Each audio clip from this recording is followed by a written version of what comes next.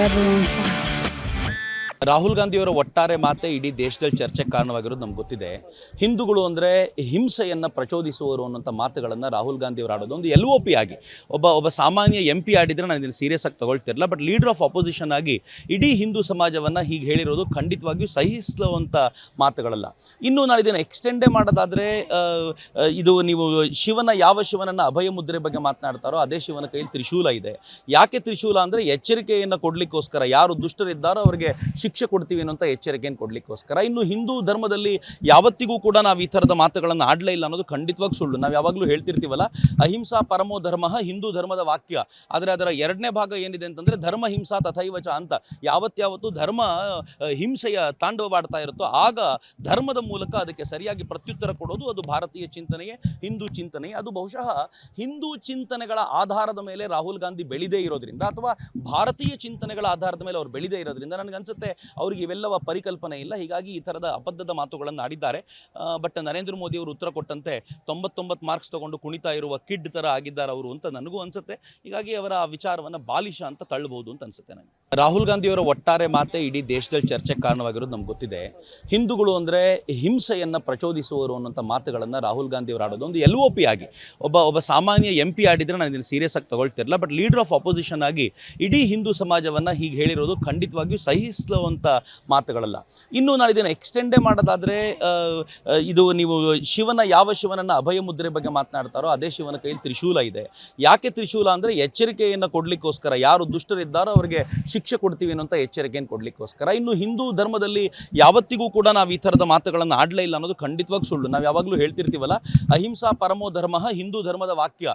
ಆದರೆ ಅದರ ಎರಡನೇ ಭಾಗ ಏನಿದೆ ಅಂತಂದರೆ ಧರ್ಮ ಹಿಂಸಾ ತಥೈವಚ ಅಂತ. ಯಾವತ್ತು ಧರ್ಮ ಹಿಂಸೆಯ ತಾಂಡವವಾಡ್ತಾ ಇರುತ್ತೋ ಆಗ ಧರ್ಮದ ಮೂಲಕ ಅದಕ್ಕೆ ಸರಿಯಾಗಿ ಪ್ರತ್ಯುತ್ತರ ಕೊಡೋದು ಅದು ಭಾರತೀಯ ಚಿಂತನೆಯೇ, ಹಿಂದೂ ಚಿಂತನೆಯೇ. ಅದು ಬಹುಶಃ ಹಿಂದೂ ಚಿಂತನೆಗಳ ಆಧಾರದ ಮೇಲೆ ರಾಹುಲ್ ಗಾಂಧಿ ಬೆಳೆದೇ ಇರೋದ್ರಿಂದ ಅಥವಾ ಭಾರತೀಯ ಚಿಂತನೆಗಳ ಆಧಾರದ ಮೇಲೆ ಅವ್ರು ಬೆಳೆದೇ ಇರೋದ್ರಿಂದ ನನಗನ್ಸುತ್ತೆ ಅವರಿಗೆ ಇವೆಲ್ಲವ ಪರಿಕಲ್ಪನೆ ಇಲ್ಲ. ಹೀಗಾಗಿ ಈ ಥರದ ಅಬದ್ಧದ ಮಾತುಗಳನ್ನು ಆಡಿದ್ದಾರೆ.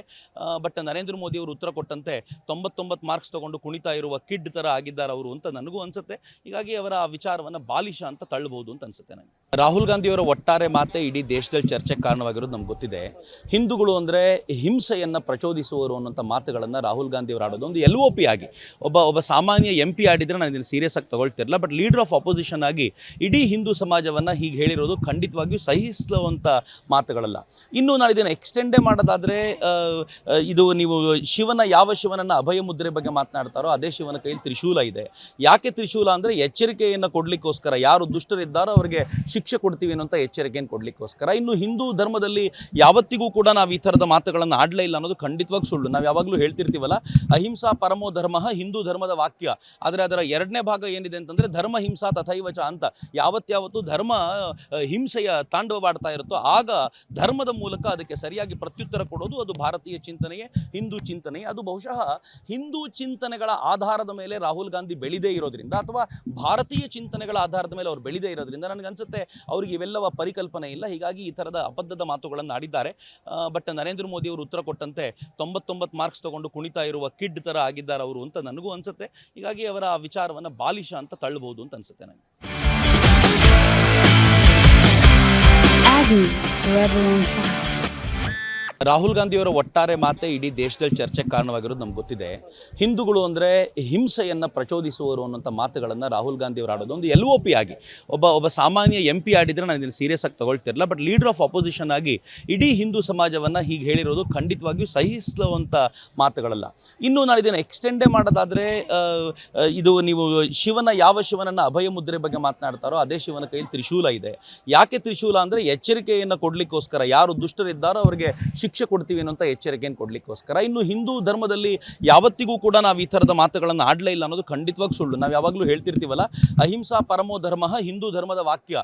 ಆದರೆ ಅದರ ಎರಡನೇ ಭಾಗ ಏನಿದೆ ಅಂತಂದರೆ ಧರ್ಮ ಹಿಂಸಾ ತಥೈವಚ ಅಂತ.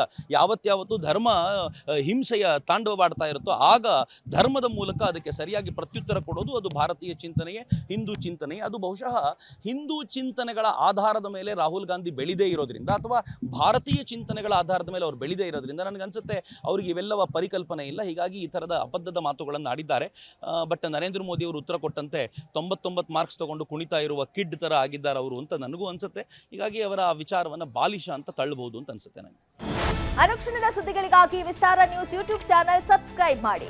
ಹೊಸ ಸುದ್ದಿಗಳ ನೋಟಿಫಿಕೇಶನ್ಗಾಗಿ ಬೆಲ್ ಐಕಾನ್ ಕ್ಲಿಕ್ ಮಾಡಿ. ಲೇಟೆಸ್ಟ್ ಅಪ್ಡೇಟ್ಸ್ಗಾಗಿ www.vistaranews.com ವೆಬ್ಸೈಟ್ಗೆ ವಿಸಿಟ್ ಮಾಡಿ.